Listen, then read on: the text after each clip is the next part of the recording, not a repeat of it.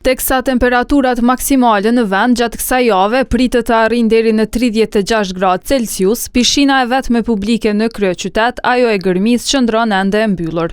Derisa datat e mundshme për hapjen e kësaj pishine ishin 20 dhe 25 qershori, kjo pishinë vazhdon të mos jetë e gatshme për shfrytëzim nga qytetarët përkundër faktit se sot shënon data 25 qershor. Nga ndërmarrja Sport Marketing thanë se të ajtën do të tregojnë përfundimisht ditën e hapjes zyrtare të pishinës. Deri nesër dalim me datën e saktë të hapjes zyrtare që i bie të jetë potencialisht data e shtunë, data 27 apo 28.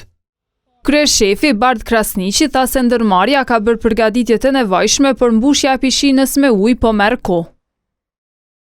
Pishina mbushet me ujë të burimeve natyrore të maleve të Gërmisë dhe për momentin në mungesë të rrjedhjes së nevojshme të ujit, mbushja po shkon me ritëm të ngadalt. Tashmë thuajse 90% e pishinës është e mbushur. Nga opozita në komunën e Prishtinës insistojnë se punimet u zvarretën. Pishina publike është dashur të jetë funksionale dhe në shërbim të qytetarëve më herët, ashtu siç është planifikuar fillimisht. Fatkeqësisht, punimet e paralajmëruara për renovim janë zvarritur dhe nuk kanë reflektuar përmirësimet që qytetarët kishin të drejtë të prisnin.